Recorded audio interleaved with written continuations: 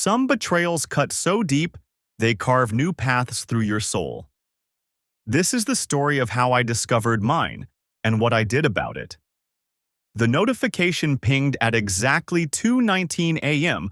while I stood in that godforsaken motel parking lot in Reno, Nevada. Gravel crunched under my boots as I paced back and forth, my phone buzzing like an angry wasp in my pocket. 3 days of dealing with stubborn city planners about a bridge project had left me mentally drained and physically exhausted, but sleep seemed impossible with the highway traffic roaring past and my mind still churning over engineering calculations. Motion detected at cabin, rear gate, the alert read. I almost dismissed it. Bears wandered through our property all the time, triggering the security cameras I'd installed last summer around our Boise vacation cabin. Hell, we'd named one particularly bold black bear Frank after he kept raiding our garbage. But something made me tap the notification anyway, maybe just procrastination before facing another sleepless night in that cramped motel room. The grainy infrared feed loaded slowly on the spotty cell connection. At first, I saw nothing but the familiar outline of pine trees swaying in the mountain breeze. Then, movement caught my eye. A figure gliding through the moonlit forest with deliberate, graceful steps. Female, definitely. The way she moved, that particular sway of hips I'd watched for 18 years, made my stomach clench before my brain could process what I was seeing. Mira. My wife emerged from the tree line, and she wasn't alone. A broader male shadow followed close behind, his hand resting possessively on the small of her back. As they approached the rear gate, he leaned down to nuzzle her neck under the eaves of our cabin. She tilted her head back, laughing at something he whispered. Finally alone, her voice crackled through the audio feed. That cabin's ours now. The feed cut to static. I stood there in that parking lot, phone trembling in my hands, trying to process what I'd just witnessed. Mira had texted me earlier that evening about being snowed in at a girls' weekend in Tahoe with the nonprofit board. But the timestamp on the security footage aligned perfectly with a gas station charge I'd noticed on our joint credit card statement. A charge from the Nevada border, nowhere near Tahoe. Zooming in on the feed, I managed to make out the man's profile before the connection died completely. Dr. Ellis Voss. That polished oral surgeon from Mira's dental nonprofit board, the one who'd made such a generous donation last month. His luxury BMW rental gleamed in the moonlight as they headed toward our hot tub, steam already rising into the cold mountain air. I thought about the deed amendment Mira had insisted I sign during one of my out-of-town jobs, claiming it was for tax efficiency. How convenient that I'd been away, exhausted from a week of surveying remote infrastructure sites, barely reading the document she'd shoved under my nose with a pen. Just sign here, honey, she'd said, her voice syrupy sweet. The accountant says this will save us thousands in property taxes. I'd trusted her. 18 years of marriage had built that trust, brick by brick, kiss by kiss, shared dream by shared dream.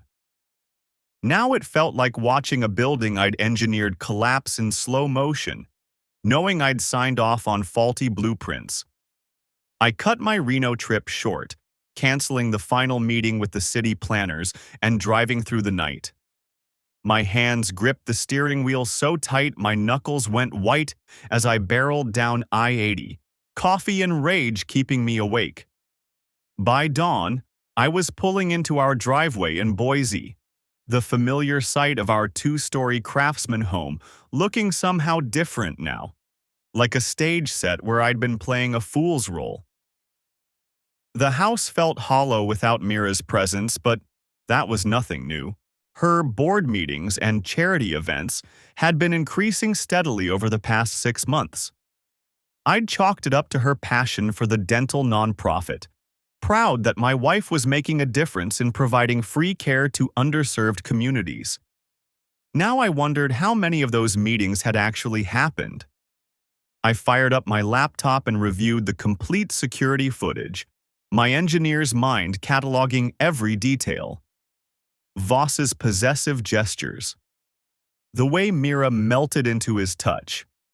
The practiced ease with which they moved around our property, like they'd done this before. Many times before.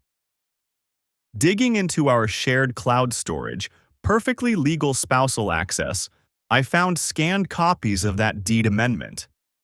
My signature looked genuine enough, though I barely remembered signing it. The document transferred partial ownership of the cabin to the non-profit, dated just 2 days after Voss's donation. Mira's signature as board chair was bold and confident, like she'd practiced it. Bank statements painted an even uglier picture. Over the past 4 months, Mira had charged nearly $15,000 in charity retreat expenses to our joint account. The charges led to a web of payments that ultimately flowed to accounts linked to Voss. Clever. Almost clever enough. My phone buzzed with a text from Liam, our 15-year-old son. Dad, soccer practice got moved to 4 p.m. Mom's not answering her phone. Can you pick me up? Right. Mom was supposedly snowed in at Tahoe, but our family GPS app, shared for safety, completely legal in Idaho, showed her SUV sitting pretty at the cabin. I took a screenshot before responding to Liam. Of course, buddy. Mom's trip got extended, but I'm back early. The drive to Liam's school gave me time to think. My son had always been sharp, inherited his mother's quick wit and my methodical thinking. He'd notice if something was off, and I needed to be careful about how much I revealed. The kid didn't deserve to have his world shattered because his mother couldn't keep her legs closed.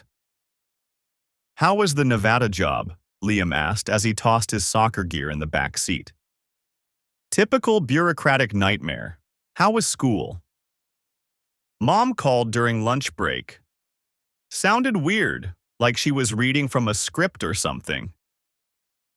He buckled his seatbelt and gave me a curious look. She said Tahoe was beautiful, but then talked about mountain wildflowers. Dad, it's February. There are no wildflowers in the mountains right now. Sharp kid. Too sharp for his own good. Your mom's probably just excited about the trip. Sometimes when people are having fun, they get a little scattered. I guess. He didn't sound convinced. She also asked about my spring birthday plans. Since when does Mom plan my birthday 3 months early? Since she's trying to establish an alibi for being a cheating, stealing witch, I thought. She's probably just being extra thoughtful this year. That night, I found the burner phone. Mira had always been meticulous about hiding her tracks, but grief and guilt make people sloppy. The cheap flip phone was tucked behind files in her home office drawer, probably forgotten in her haste after the cabin rendezvous. The text history read like a trashy romance novel mixed with a white-collar crime manual. Can't wait to see you again, from 3 days ago. The cabin transfer paperwork is ready. Jay signed without reading, just like you predicted. From last week. Our fraud investigation shield is working. Nobody suspects the board chair's husband. From 2 weeks ago, the messages painted a clear picture. Mira and Voss weren't just having an affair, they were using the nonprofit as a front for money laundering, and they'd manipulated me into signing over our cabin as some kind of tax shelter for Voss's dirty donations. The plan seemed to involve framing me for tax evasion if things went sideways, using forged cabin appraisals to inflate the property value and make the transfer look suspicious. I photographed every message, uploaded them to an encrypted cloud account, and put the phone back exactly where I'd found it. "You look like hell, Jack." Dana Reyes didn't believe in small talk. The ex-Idaho State Police investigator studied me across the coffee shop table with the kind of sharp eyes that had probably made countless criminals squirm during interrogations. My engineering colleague had recommended her specifically for financial fraud cases, and her reputation preceded her. "I feel like hell. My wife's been screwing around with a board member from her nonprofit, and I think they're running some kind of charity scam." Dana sipped her black coffee and nodded like I'd just told her the weather forecast. "Ellis Voss?" That caught me off guard. "You know him?" "His name's been floating around certain circles. The Idaho Attorney General's office has been watching several dental charities for potential ICAPA violations. That's the Idaho Charitable Assets Protection Act.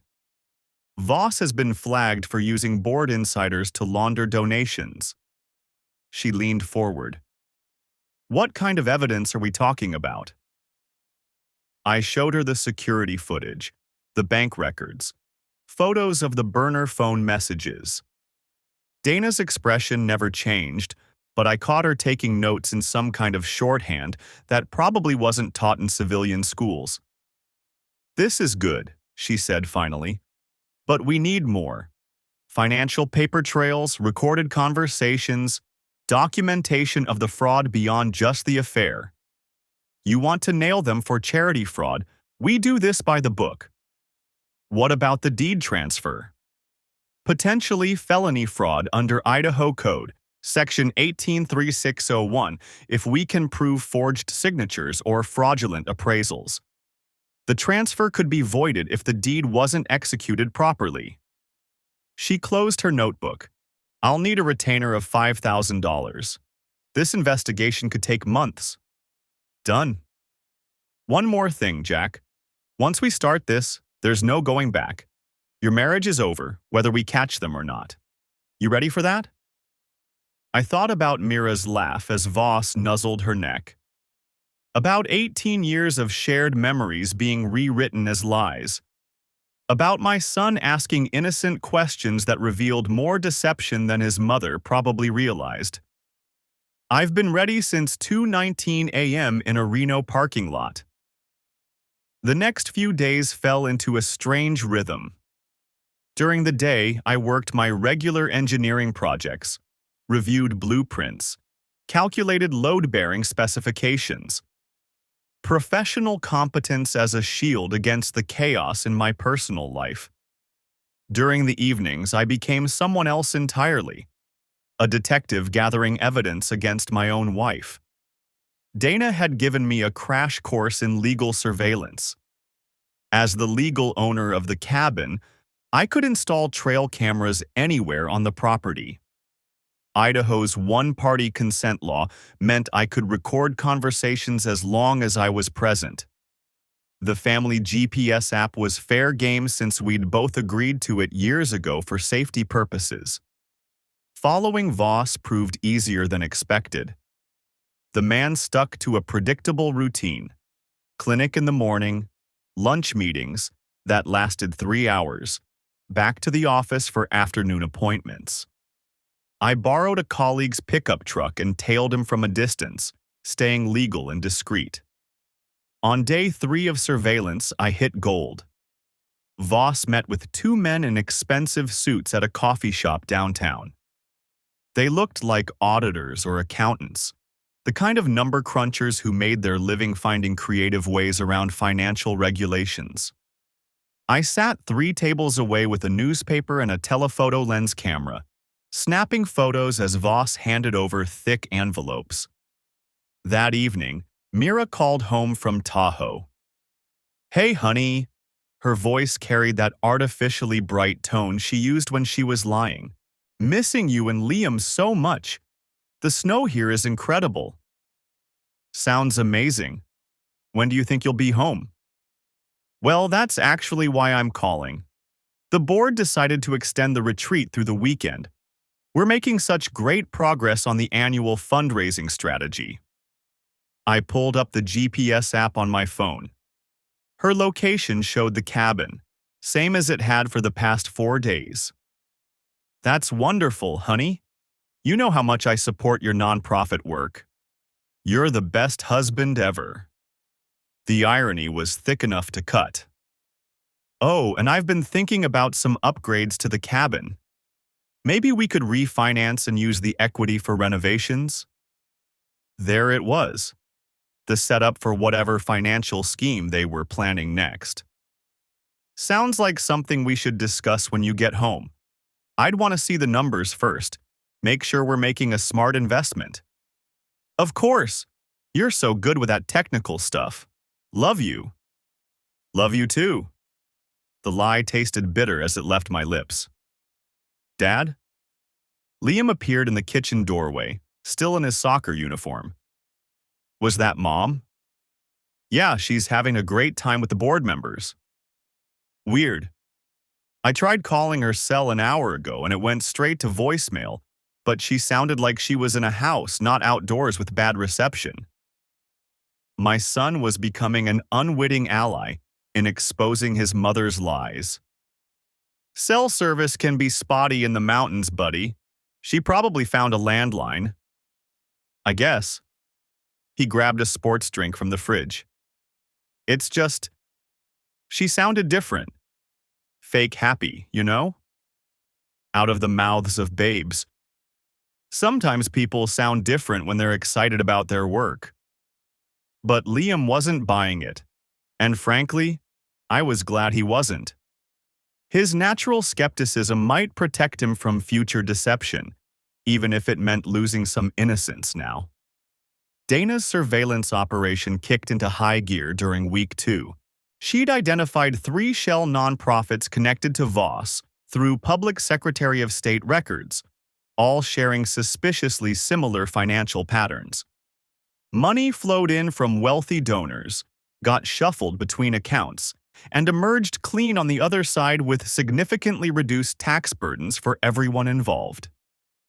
Classic charity fraud scheme, Dana explained during one of our evening briefings. Donors get inflated tax deductions, the charity skims administrative fees, and board members like your wife get kickbacks disguised as consulting payments. How much money are we talking about?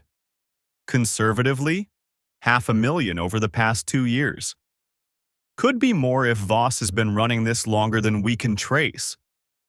The numbers hit me like a punch to the gut. While I'd been working 60-hour weeks on infrastructure projects, trying to build our family's financial security, my wife had been systematically looting charity funds with her lover. The betrayal went deeper than just the affair. She'd been living a completely different life, funded by money meant for people who couldn't afford dental care. There's something else, Dana continued. I found records of missing jewelry from your home, pieces that match gifts Voss purchased from a high-end jeweler downtown. Your wife's been accepting expensive presents paid for with donor money. I thought about the empty spots in Mira's jewelry drawer, items she'd claimed were being cleaned or repaired. More lies, stacked on top of each other like a house of cards waiting to collapse. What's our next move? We need audio. Visual evidence of the affair is compelling, but we need them discussing the fraud on tape. Lucky for us, you own that cabin. The weekend trip to install surveillance equipment felt like preparing for war. I drove to the cabin on Saturday morning, telling Liam I needed to check on winter damage. The kid wanted to come along, probably suspicious about his mother's extended absence, but I convinced him to stay home and work on a history project. The cabin looked exactly as I'd left it months ago, except for subtle signs of recent occupation. Fresh firewood by the hearth, wine glasses in the dishwasher, sheets on the master bed that weren't the ones I remembered. The hot tub showed signs of recent use, the water still warm despite the winter temperatures. They'd been living in my space, sleeping in my bed, using property I'd worked years to afford. The violation felt deeper than just physical cheating. It was a theft of memories, a corruption of every good time Mira and I had shared in this place. I installed the trail cameras and audio devices with methodical precision, drawing on my engineering background to hide them in locations that would capture everything while remaining undetectable. The main camera went inside a fake smoke detector in the living room. Audio pickups were concealed in the bedroom, kitchen, and hot tub area. Everything fed to a digital recorder hidden in the basement utility room, accessible remotely through a cellular connection. As I worked, my phone buzzed with a text from Mira. "Miss you so much. Wish you could see these beautiful mountain views." The message was followed by a stock photo of Lake Tahoe, downloaded from the internet. I was literally standing in the place where she was actually located, installing cameras to catch her in her lies. The cognitive dissonance was almost funny. The break we'd been waiting for came during week 3. My newly installed surveillance system captured Voss and Mira arriving at the cabin on Thursday evening, both of them giddy with wine and whatever rush they got from deceiving everyone around them. "Are you sure Jack won't see the credit card charges?" Voss asked as they settled into the hot tub. "He never checks the statements. Too busy with his boring bridge projects to notice anything." Mira's laugh carried across the hidden microphones with crystal clarity. "Besides, the charity retreat story gives us perfect cover for expenses. What about the cabin transfer? Any pushback on the deed amendment?" "Signed it without reading a word, just like you predicted. Jack trusts me completely." She sounded almost proud of her deception. "The appraisal came back inflated, so if anyone investigates, it'll look like he was trying to dodge taxes by donating overvalued property." "Beautiful. And if the Idaho AG starts sniffing around the nonprofit, we blame everything on Jack's tax scheme and disappear with our nest egg. I've already transferred most of our joint savings to accounts he doesn't know about." I listened to the recording 3 times, each playback making me angrier. Not just at the affair, but at how thoroughly I'd been played. Mira hadn't just cheated, she'd been systematically stealing from me, from the charity, from people who needed dental care, all while positioning me to take the fall if their scheme collapsed.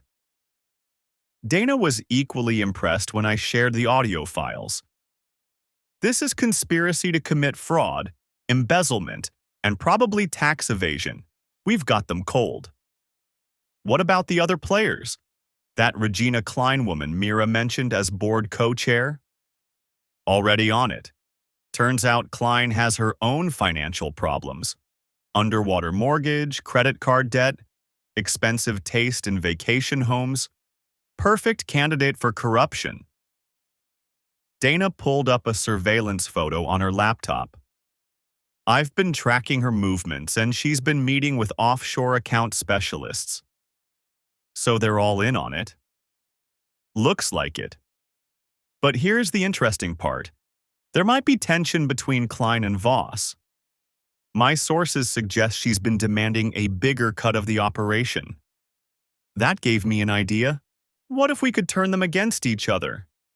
Divide and conquer? I like how you think. The anonymous email to Regina Klein was a work of art.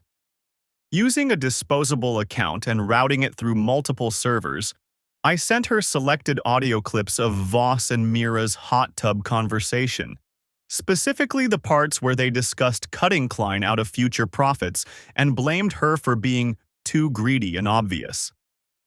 "Regina's getting sloppy," Voss had said in one particularly damning segment. "She's going to bring heat on all of us with those obvious kickback payments." "Maybe it's time to find a new co-chair," Mira had agreed. "Someone less demanding." I included a subtle watermark in the email, the logo of my engineering firm, Small enough to look like a formatting glitch, but distinctive enough for anyone who knew me to recognize. Then I sat back and waited for the fireworks. The response was better than I'd hoped. Within 48 hours, Dana's surveillance picked up Klein, storming into Voss's office for what appeared to be a heated confrontation. Phone records showed a flurry of calls between all three conspirators, followed by radio silence. The conspiracy was eating itself alive. Meanwhile, I was dealing with increasingly difficult questions from Liam. "Dad, I found something weird." My son appeared in my home office doorway, holding a manila folder. I was looking for old family photos for my history project about local families, and I found these in Mom's desk. The folder contained non-profit receipts dating back 2 years, all signed by Mira as board chair. But what caught my attention was a jewelry receipt tucked between the pages. Payment for a diamond bracelet worth more than my monthly salary, charged to one of Voss's shell companies. "Where exactly did you find this, Liam?" "Hidden in the back of Mom's filing cabinet, behind all her board meeting notes." "Dad, why would Mom have a receipt for expensive jewelry from a dental charity?" My 15-year-old son had just uncovered evidence of embezzlement while looking for family photos. The irony wasn't lost on me. Sometimes nonprofit work involves accepting donations of jewelry for auction fundraisers, I lied, hating myself for deceiving him, but not ready to shatter his world completely. But this receipt shows a purchase, not a donation. Liam wasn't buying the explanation. And why would Dr. Voss's company be buying jewelry for Mom's charity? Sharp kid. Too sharp. "I don't know, buddy. Maybe there's an explanation I'm not seeing." "There's something else." Liam pulled out his phone. "I found Mom's old phone in her dresser drawer. She left it unlocked, and there's a text from last week that doesn't make sense." He showed me the screen. A message from Voss. "Our F growing. Pot swelling. Need to accelerate timeline before spring audit." I recognized the code from the burner phone messages. F stood for fraud, and pot swelling meant they'd stolen more money than planned. But Liam was interpreting it literally, his teenage mind jumping to the obvious conclusion.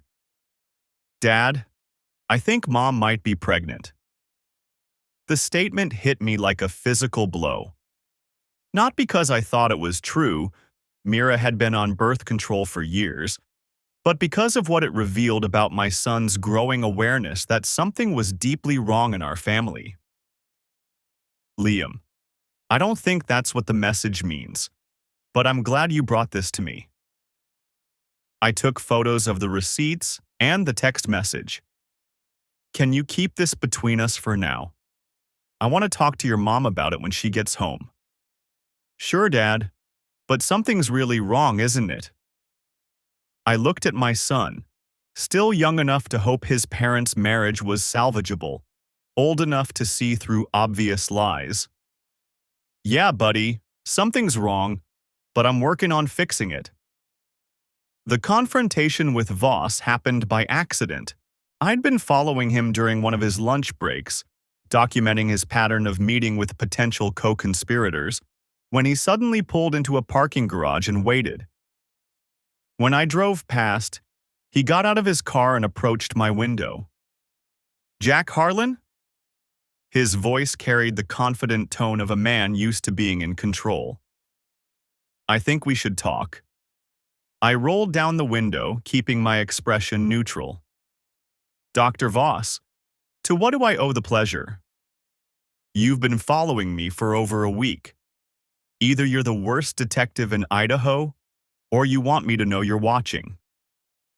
He leaned against my car with casual arrogance.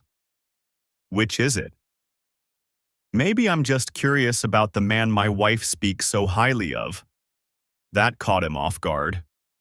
His confident smile faltered for just a moment. Mira's mentioned me. Oh yes, your generous donations to the non-profit, your passion for helping underserved communities. She's very impressed with your commitment. Look, Jack, I don't know what you think you know, but you're playing a dangerous game. Some accusations can ruin a man's reputation even if they're false. Interesting that you'd mention false accusations. I haven't accused you of anything. His mask slipped completely. Stay away from me. Stay away from the non-profit and stay away from things that don't concern you. I have lawyers, and I'm not afraid to use them. Thanks for the advice, Doctor. I'll be sure to keep it in mind. I drove away, leaving him standing in the parking garage. The encounter told me everything I needed to know. Voss was scared, which meant our investigation was getting close to something that mattered. That evening, Dana called with news. The Idaho Attorney General's office is opening a formal investigation into the nonprofit. Someone tipped them off about the charity fraud, and they're fast-tracking the review because of the dollar amounts involved. How long before they move? 30 days for the preliminary review, then potentially raids and arrests if they find evidence of criminal activity. But Jack, there's something else. I've been monitoring communications and it looks like Mira is planning to return home early. Tomorrow. Why the sudden change? Best guess? Voss told her about your conversation, and they're worried about exposure. She's probably coming back to do damage control. Maybe try to gauge how much you know. Perfect. Let her come home. I'm ready for her. Mira walked through our front door at 6:30 p.m. with the biggest smile I'd seen in months and enough emotional ammunition to level a city block. She hugged me like she'd been gone for months instead of a week, her designer perfume carrying traces of mountain air and male cologne that definitely wasn't mine. Honey, I missed you so much. She kissed me with theatrical passion, probably practicing for whatever performance she had planned. The retreat was amazing, but there's no place like home. Welcome back. How was Tahoe? I kept my voice level, watching her face for tells. Absolutely gorgeous. We should plan a trip there sometime, just the three of us. She gestured around our living room like she was seeing it for the first time. I was thinking, maybe we should spruce up this place, do some renovations, maybe refinance to access that equity we've built up.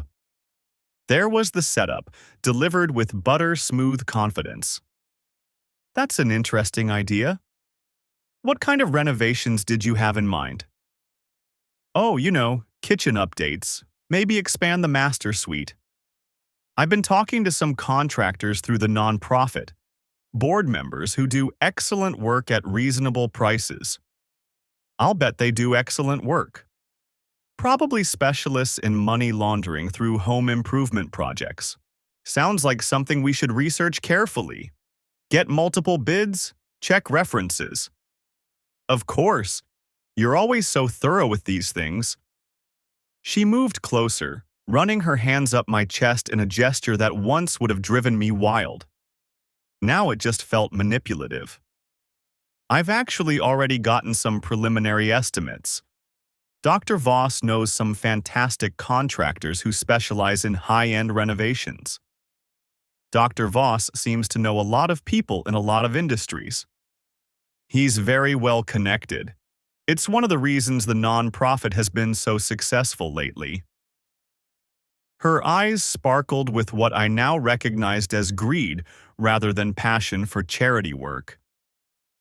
Speaking of which, we're planning a major fundraising gala next month. Very exclusive, high-dollar donors. I was hoping you could attend as my supporting husband. I wouldn't miss it. The gala. Perfect.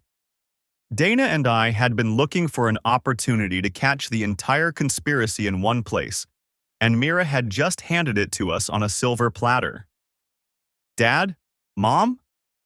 Liam's voice carried down from upstairs. Is everything okay? You're talking kinda loud. Everything's fine, honey, Mira called back, her voice instantly shifting to maternal warmth. I'm just excited to be home. But when Liam appeared at the top of the stairs, his expression was skeptical. Mom, didn't you say Tahoe had great cell service? Because I tried calling you yesterday and it went straight to voicemail, but you were posting photos on social media at the same time. I watched Mira's face as she calculated her response. The service was spotty in some areas, sweetie. I had to use the lodge's Wi-Fi for internet stuff. But the photos you posted showed mountain wildflowers. Mom, it's February. There are no wildflowers in the mountains right now. My son was systematically dismantling his mother's alibi with nothing but logical observation. I felt simultaneously proud of his intelligence and heartbroken that he was learning these lessons so young. Those were from a nature center's greenhouse, Liam. They had a beautiful display of what the mountains look like in spring. Mira's recovery was smooth, but I could see the stress cracks forming. Why don't you go work on your homework? I want to talk to your father about some grown-up stuff. Okay. Liam headed back upstairs, but not before giving me a look that said he wasn't buying any of it. As soon as we were alone, Mira's performance shifted again. That kid's getting too smart for his own good. He's your son. He inherited your intelligence. And your stubbornness. She laughed, but there was no warmth in it. Jack, there's something else we need to discuss. The cabin. What about it? I think we should consider selling it. The property values in that area have skyrocketed, and we could use the money for Liam's college fund. Another lie. She wanted to sell the cabin to eliminate the evidence of their affair, and probably to access the inflated appraisal value for their escape fund. That's our family retreat, Mira. We've made so many memories there. I know, but we need to think practically about our future. She moved closer again, her hand resting on my arm. Besides, we can always find another cabin, maybe somewhere closer to town, easier to access for weekend trips. I'll think about it. That night, as Mira slept beside me, I stared at the ceiling and listened to her breathing. 18 years of marriage had taught me the rhythm of her sleep, the way she curled into a ball when she was content, the soft sounds she made when she was dreaming. Now I wondered how many of those dreams had featured another man. My phone buzzed with a text from Dana. Cabin surveillance shows activity 2 hours after M returned home. Voss's car and driveway. They think you're asleep. I slipped out of bed and checked the live feed from my phone. Sure enough, Voss's BMW was parked behind the cabin, and infrared cameras showed 2 figures on the back deck, having what appeared to be an intense conversation. The audio was crystal clear. He knows something, Mira was saying. He's asking too many questions about the cabin, and Liam's getting suspicious about my Tahoe story. How much could he possibly know? Voss sounded nervous. We've been careful. Careful? You confronted him in a parking garage. He's been following you for weeks, Ellis. That doesn't happen unless someone's already gathering evidence. So what do you want to do? Accelerate the timeline? We might have to. How much do we have in the offshore accounts? Including the cabin equity and the charity transfers? About $800,000, give or take. $800,000. They'd stolen nearly $1 million while I'd been working my ass off to support our family. The number was so large it almost seemed abstract, like a fictional amount from a movie. That's enough to disappear if we have to, Mira said. But I'd prefer to finish the job. If Jack takes the fall for the tax evasion scheme, We walk away clean with everything. And Liam? There was a long pause. He's old enough to choose which parent he wants to live with. If Jack's in federal prison for tax crimes, the choice becomes pretty obvious. They were planning to frame me for their crimes and steal my son in the process. The betrayal ran deeper than infidelity. This was a systematic plan to destroy my entire life while they sailed off into the sunset with stolen money. I recorded everything. The anonymous tip to the Idaho Attorney General's office went out the next morning, along with carefully curated evidence packages that painted a clear picture of charity fraud without revealing my personal involvement. Dana had contacts in law enforcement who could expedite the investigation once they had solid evidence, and we'd just handed them a prosecutorial wet dream. "This is enough to trigger immediate action," Dana told me during our morning briefing.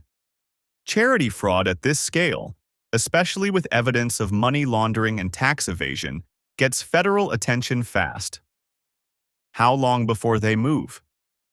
"Days, not weeks. The feds will want to freeze assets and seize records before anyone can destroy evidence or flee the jurisdiction." "What about the gala Mira mentioned?" "Perfect timing. If they're planning to use the event for final money transfers or to coordinate their escape, law enforcement will catch them in the act." The next week felt like waiting for a bomb to explode. Mira continued her performance as the loving wife, discussing cabin renovations and college funds with Academy Award-worthy sincerity. Liam grew increasingly suspicious of her explanations for everything from missing jewelry to mysterious phone calls. I maintained my facade as the oblivious husband while secretly documenting every lie, every inconsistency, every piece of evidence that would ensure justice when the hammer finally fell. The breakthrough came from an unexpected source. Regina Klein, the nonprofit co-chair who'd been cut out of future profits, decided to flip rather than go down with the ship.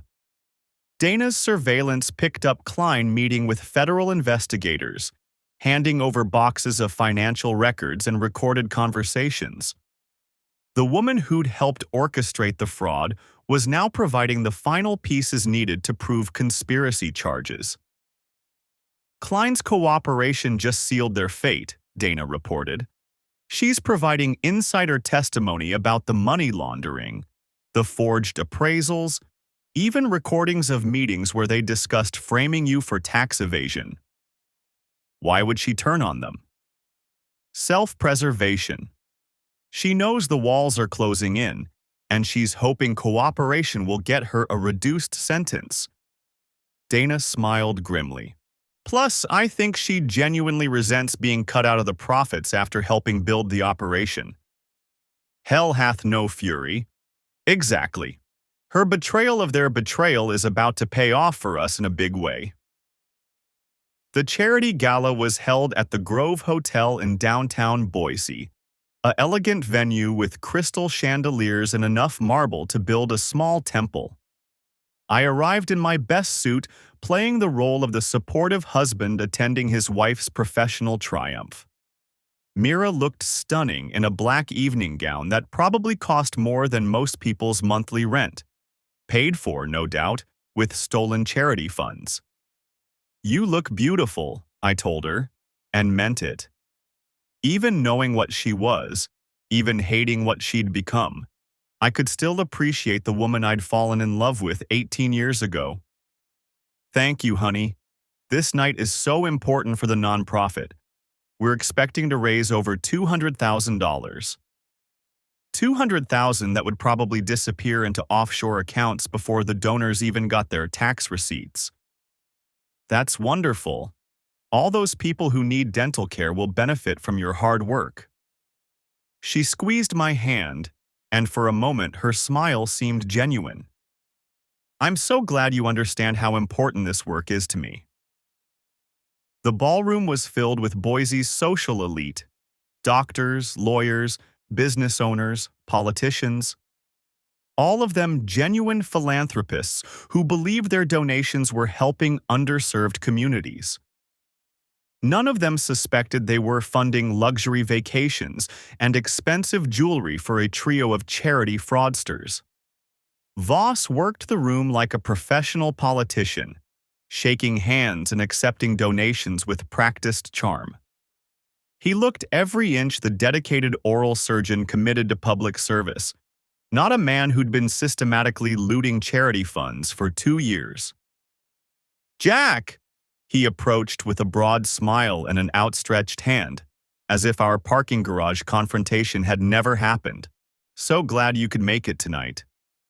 Mira tells me you're very supportive of our mission." "How could I not be? Providing dental care to people who can't afford it is such important work."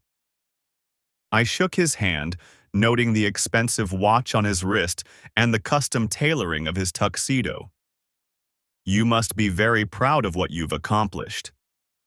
"It's been incredibly rewarding, both personally and professionally." His emphasis on personally was just subtle enough to maintain plausible deniability while letting me know he was talking about screwing my wife. "I'm sure it has been. Mira certainly speaks very highly of your hands-on approach to charity work." His smile faltered slightly. "We're all very dedicated to the cause." "I can see that. The financial commitment alone must be substantial." "Well, when you believe in something." He trailed off, apparently realizing I was probing for information about the money trail. "Absolutely. I've always believed that actions speak louder than words, especially when it comes to charity." I smiled pleasantly. "I'm looking forward to seeing the impact reports from tonight's donations." "Of course. Transparency is very important to us." Transparency. The irony was so thick I could have cut it with a knife. At exactly 9:30 p.m., as Mira was giving her speech about the nonprofit's mission and impact, federal agents entered the ballroom. They moved with professional precision, identifying targets and positioning themselves strategically around the room. I spotted Dana near the back exit, wearing an elegant evening gown that concealed her investigative credentials. "Ellis Voss?" The lead agent approached the podium as Mira finished her speech. "Federal Bureau of Investigation. You're under arrest for conspiracy to commit charity fraud." The ballroom erupted. Gasps, shouts of surprise, the clatter of champagne glasses hitting marble floors. Voss went pale as handcuffs clicked around his wrists, his expensive tuxedo suddenly looking like a costume he'd been caught wearing to a party he didn't belong at. "Mira Harlan?" A second agent moved toward my wife, who stood frozen at the podium like a deer caught in headlights. "You're also under arrest for conspiracy to commit charity fraud and money laundering." "There's been a mistake," Mira's voice carried across the ballroom as handcuffs secured her wrists behind her back. "I'm the board chair. I would never steal from charity." But the agents had done their homework. They read her rights with professional detachment while confiscating boxes of financial records from the nonprofit's registration table. Every donation made that evening would be frozen as evidence in a federal investigation. As they led Mira past me toward the exit, she caught my eye. For just a moment, her mask of innocent confusion slipped, and I saw the rage underneath. She knew. Somehow, she'd figured out that I was responsible for her downfall. "You bastard," she whispered as she passed. "You'll never prove I was anything more than a victim." I pulled out my phone and showed her the screen, a photo of forged appraisal documents with her signature clearly visible. "I already have." The headlines the next morning were brutal. "Smile for the scam. Local dentist and board chair arrested in charity fraud scheme." The The story detailed how hundreds of thousands of dollars intended for dental care had been diverted to personal accounts, luxury purchases, and fraudulent property transactions. The cabin deed transfer was voided within a week, ruled invalid due to forged signatures and fraudulent appraisals. My property was returned to me, along with documentation showing that Mira had attempted to steal it as part of an elaborate money laundering operation. The divorce proceedings in Ada County Court were surprisingly straightforward once the federal evidence became public record. Idaho's community property laws normally would have entitled Mira to half of our marital assets, but her criminal conviction changed everything. Your wife's embezzlement and fraud constitute marital misconduct, my attorney explained during one of our strategy sessions. Under Idaho Code Section 32717, the court can award a disproportionate share of assets to the innocent spouse when one party has engaged in criminal behavior that financially harmed the marriage. The evidence was overwhelming. Bank records showing diverted charity funds. Audio recordings of Mira discussing the fraud scheme. Testimony from Regina Klein about the conspiracy to frame me for tax evasion. Even Liam's discovery of the jewelry receipts played a role in establishing a pattern of deception. What about custody? I asked. Given her federal conviction and the fact that she planned to flee the jurisdiction, I don't expect any serious challenge to your petition for primary custody. Liam's 16 now, old enough for his preferences to carry significant weight with the court. Liam had surprised me during his interview with the court-appointed guardian ad litem. My son had pieced together more of the truth than I'd realized, and his testimony was both heartbreaking and decisive. I love my mom, he'd told the guardian, but I can't trust her anymore. She lied to me, she lied to Dad, and she lied to all those people who needed dental care. I want to live with my father.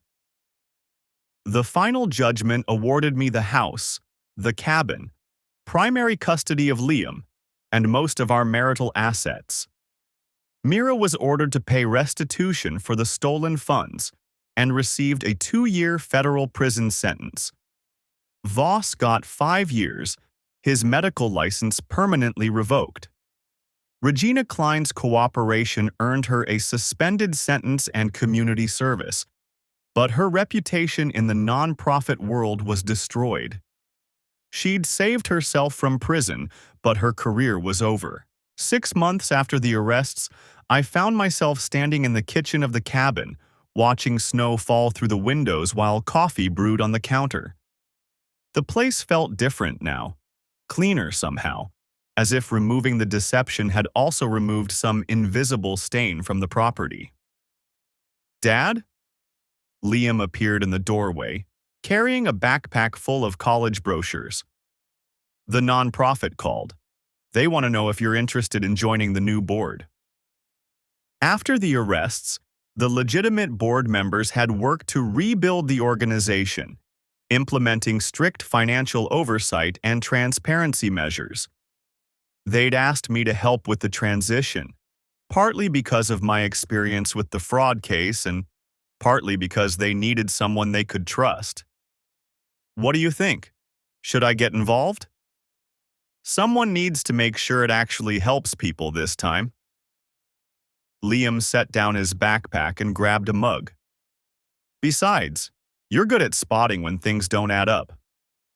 Maybe too good for my own peace of mind. Dad, can I ask you something? Liam poured coffee for both of us, his movements careful and deliberate. Do you ever regret finding out the truth? Like, would things have been easier if you'd just not known? It was a surprisingly mature question from a teenager who'd watched his family implode over the past year. No, I don't regret it. Living a lie isn't really living, Liam. What your mother did was going to come out eventually, one way or another. Better that we controlled how and when, rather than being blindsided later. Do you think she ever really loved us? That was harder to answer. I think she loved the idea of us. The perfect family, the successful husband, the bright son. But love isn't just a feeling. It's a choice you make every day. And when it came down to choosing between us and whatever she thought she wanted with Voss, well, you know how that went. I'm glad you fought back. A lot of dads would have just let it happen.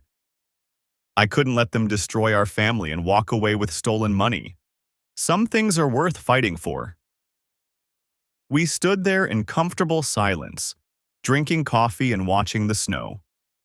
Outside, the forest looked peaceful and pristine, unmarked by the drama that had played out here months earlier. Nature has a way of healing itself, covering old scars with new growth. My phone buzzed with a text from Nora Hale, the forensic accountant who'd helped with the investigation and had become something more over the past few months. Cabin still available for dinner tonight? I'm bringing wine and my famous lasagna. That's Nora, isn't it? Liam grinned. You two are terrible at hiding your relationship. We're not hiding anything. We're just taking things slowly. Good. You deserve to be happy, Dad. And she's way cooler than Mom ever was. I texted Nora back. Cabin's all yours. Liam's staying in town with friends, so we'll have privacy. Ugh, Dad. Too much information. Liam made a disgusted face but couldn't hide his smile. I'm taking the truck to Kevin's house. Try not to be too gross when I'm not here to supervise. I'll do my best to contain myself. As Liam gathered his things and headed out into the snow, I reflected on how much had changed in less than a year. The family I'd thought I had was gone, replaced by something smaller but more honest. The marriage I'd built my adult life around had been revealed as an elaborate fraud, but its destruction had cleared the way for something real with someone who shared my values. The afternoon news mentioned that Mira had been denied early parole, her appeal rejected due to lack of remorse and continued attempts to blame others for her crimes. She'd tried to claim during her appeal that I'd somehow coerced her into the fraud scheme, but the mountain of evidence against her made such claims laughable. Some people never learn. When Nora arrived that evening, she brought more than just wine and lasagna. She carried a manila folder full of documents, her expression serious despite the casual setting. What's that? I asked, as she set the folder on the kitchen counter. Final restitution numbers from the federal case. Thought you might want to see how much they actually stole. She opened the folder and spread out financial summaries. Total damages to the charity, $847,000 over 2 years. Personal enrichment to Voss and Mira, $312,000 in direct transfers, plus another $200,000 in luxury purchases and travel. $500,000 while I was working overtime to pay for Liam's college fund. The good news is that most of it's recoverable. Voss's assets were seized, Mira's offshore accounts were frozen, and the luxury purchases are being liquidated. The nonprofit should get back about 80% of what was stolen. And the dental care that didn't happen because of their theft. That's why I think you should join the new board. Help make sure the money actually reaches people who need it this time. Nora moved closer, her hand finding mine. You've got a good eye for financial irregularities, and you understand the personal cost of charity fraud. We cooked dinner together, the domestic routine feeling natural and comfortable in a way that Mira's performances never had. Nora didn't need to stage elaborate displays of affection or manufacture crises to keep my attention. She was simply herself, brilliant and honest and present in the moment. Can I ask you something? Nora said as we sat by the fireplace after dinner. Do you ever wonder what would have happened if you hadn't seen that security alert? They would have finished their scheme, framed me for tax evasion, and disappeared with close to $1 million. I stared into the flames, thinking about parallel universes and alternate outcomes.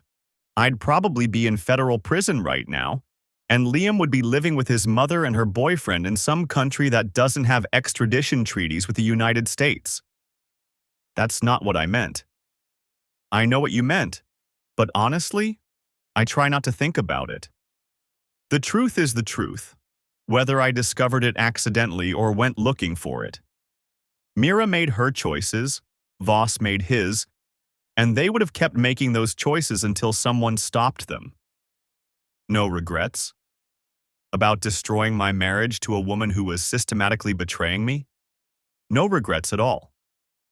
I pulled her closer. Besides, if I hadn't caught them, I never would have met you. Smooth talker. But she smiled as she said it.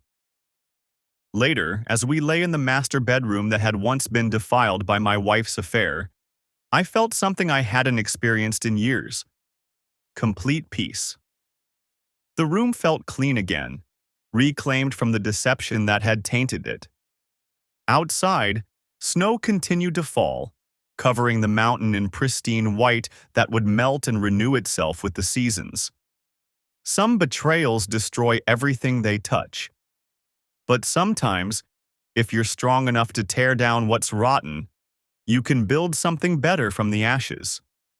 My marriage was over, but my family, redefined to include Liam and exclude his mother, was stronger than ever.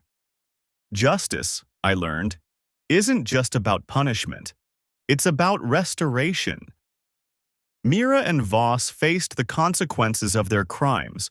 The stolen money was returned to its rightful purpose, and the people they'd betrayed could move forward with honest relationships built on truth instead of lies.